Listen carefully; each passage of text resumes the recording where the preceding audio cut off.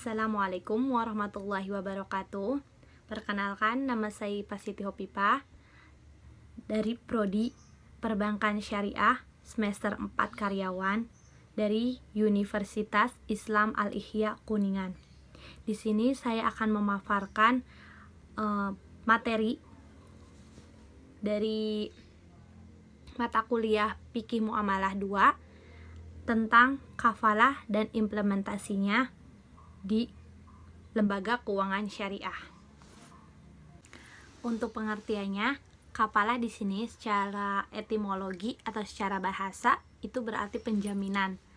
Menurut Al-Mawardi dan Mazhab Syafi'i, dari masing-masing kekhasannya tersendiri, di sini adanya kafalah itu dengan kata damim adalah umumnya digunakan untuk penjaminan harta. Kedua, ada juga hamil adalah penjaminan dalam masyarah diat atau denda pembunuhan. Ketiga, zaim adalah penjaminan dalam masalah harta yang sangat besar. Dan yang terakhirnya itu qabil adalah orang yang menerima dipergunakan untuk semua urusan tersebut. Menurut mazhab Hanafi dan Hambali, kafalah berarti menggabungkan mazhab Syafi'i. Kafalah berarti itizam, komit. Sedangkan secara terminologi atau secara istilah, kafalah adalah akad pemberian jaminan yang diberikan kepada satu pihak kafil kepada pihak lain atau maf'ul anhu, di mana pemberi jaminan bertanggung jawab atas pembayaran suatu hutang yang menjadi hak penerima jaminan atau maf'ul anhu.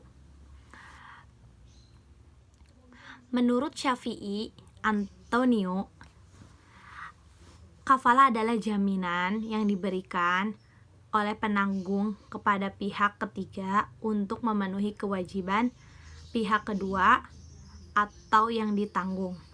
Sedangkan menurut Bank Indonesia, kafalah adalah akad pemberian jaminan yang diberikan satu pihak kepada pihak lain, di mana pemberi jaminan bertanggung jawab atas pembayaran kembali suatu hutang yang menjadi hak penerima jaminan. Landasan hukum syariah tentang kafalah, para ulama sepakat dengan bolehnya kafalah karena sangat dibutuhkan dalam muamalah masyarakat, dan agar para pihak yang berpiutang tidak dirugikan dengan ketidakmampuan orang yang berutang. Perlu diketahui, kafalah yang dilakukan dengan niat yang ikhlas mempunyai nilai ibadah yang berbuah pahala. Rukun kafalah. Rukun kafalah yang pertama yaitu penjamin atau disebutnya kafil maupun domim, yaitu orang yang tidak cacat muamalahnya secara hukum. Maka anak-anak dan orang idiot itu tidak sah. Terus yang kedua itu barang yang dijamin atau utang, atau disebutnya madmum. Orang yang yaitu sesuatu yang boleh diganti dengan sejenisnya secara hukum, yaitu utang atau benda selain uang yang merupakan harta. Jadi tidak boleh nyawa atau anggota badan dalam qisah atau hudud. Dan yang ketiga, pihak yang dijamin atau disebutnya maf'ul anhu atau madmum anhu, yaitu orang-orang yang dituntut yang berutang baik hidup ataupun sudah mati.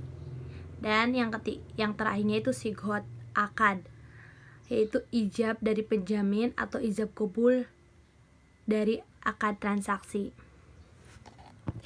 Di sini akad kafalah ada dua. Yang pertama yaitu akad syarih atau terang-terangan, menggunakan kata jamin atau sinonimnya. Contohnya, saya menjamin utangnya, atau saya menanggung utangnya. Utangnya saya jamin, itu contohnya. Terus yang kedua, akad kinayah, artinya tak menggunakan kata jamin atau semisalnya, hanya berupa sindiran saja, tetapi bisa dipahami dari kata-katanya. Ia sebagai penjamin. Contohnya, jangan usik dia dengan utang itu, atau tagih saja, percayalah pada saya. Itu contoh-contoh dari akad. Dan yang berikutnya itu syarat-syarat kafalah. Di sini untuk syarat-syarat kafalah, yang pertama itu untuk si penjamin. Syarat yang penjamin itu fatwa Dewan Syariah. Menurut fatwa Dewan Syariah itu yang pertama kemampuan akal atau dewasa ataupun sudah balik. Terus yang keduanya berhak penuh untuk melakukan tindakan hukum dalam urusan hartanya dan rela atau ridho dengan tanggungan kafalah tersebut. Menurut fikih klasik, untuk si penjamin di sini kafil diminta makful anhu dan ia meridhoi permintaan tersebut. Terus yang kedua, ketika menjamin utang makful anhu, si kafil menyatakan jaminan itu atas nama makful anhu. Ketiga, kafil tidak mempunyai utang kepada makful anhu. Dan yang keempat, kafil mampu melunasi atau membayar kewajiban uang tersebut. Dan yang kelima, tanggung jawab kafil tetap eksis selama maf'ul anhu memiliki utang kepada maf'ul lahu. Jika maf'ul anhu sudah terbebas dari utang, barulah kafil bebas tanggung jawab. Dan yang keenam yaitu kafil boleh dari satu. Dan yang terakhirnya, ketujuh, jika dalam kafalah bil ma'al jaminan berupa harta lalu maf'ul anhu meninggal, maka kafil bertanggung jawab. Dan yang kedua yaitu syarat-syarat orang yang terutang atau maf'ul anhu. Di sini ada dua. Yang pertama, sanggup untuk menyerahkan tanggungannya atau utangnya. Terus yang kedua yaitu yang terutang adalah orang yang dikenal oleh penjamin. Dan yang ketiga yaitu syarat-syarat orang yang berpiutang. Syaratnya itu yang pertama diketahui identitas dirinya, kedua orang yang berpiutang hadir di tempat akad, yang ketiga berakal sehat, keempat maf'ul lahu mempunyai hak, misalnya piutang atau tanggung jawab kepada maf'ul anhu. Dan yang terakhir yaitu syarat-syarat barang yang akan dijadikan barang jaminan, yang menurut Dewan Syariah yaitu merupakan tanggungan pihak atau orang yang berhutang, baik berupa uang, benda maupun pekerjaan. Terus biasa dilaksanakan oleh penjamin. Ketiganya harus merupakan piutang mengikat atau lazim yang tidak mungkin hapus kecuali setelah dibayar atau dibebaskan. Dan yang keempatnya harus jelas nilainya, jumlah dan spesifikasinya. Dan yang terakhirnya tidak bertentangan dengan syariah yang tidak diharamkan. Untuk yang berikutnya itu jenis-jenis kafalah. Menurut para ulama, dilihat dari segi objeknya, kafalah itu ada dua. Yang pertama, kafalah bin nafs atau kafalah bil wazhi, merupakan akad jaminan dari kafil untuk menghadirkan diri seseorang pada waktu tertentu di tempat tertentu. Kafalah ini bukan merupakan kajian ekonomi Islam. Sebagai contohnya adalah seperti perkataan seseorang, aku menjamin untuk menghadirkan si fulan dalam pengadilan tersebut atau dalam acara tersebut. Jika kafil tidak bisa menghadirkan padahal ia masih hidup, maka kafil wajib membayar sejumlah denda sesuai dengan dalil azam zaim. Gorimun, penjamin itu berhutang kecuali dalam akad itu disebutkan bahwa kafil tidak akan membayar jika maf'ul anhu tidak datang. Terus yang kedua yaitu kafalah bil ma'al, merupakan jaminan pembayaran barang atau pelunasan hutang. Sebagai contohnya yaitu kasus hadis Nabi yang diriwayatkan Bukhari di mana Qatadah menjamin hutang sahabatnya. Terus ada contoh yang kedua pun surat jaminan, bank garansi yang diberikan bank kepada nasabahnya untuk keperluan pembayaran atas pembelian barang, pembayaran hutang kepada pihak ketiga atau mitra kerja nasabah untuk mengerjakan suatu proyek, dan pembayaran suatu jual beli dengan batas waktu yang telah diperjanjikan. Terus contohnya lagi itu seorang nasabah atau jamaah masjid mendapat pembiayaan syariah dengan jaminan seorang tokoh masyarakat.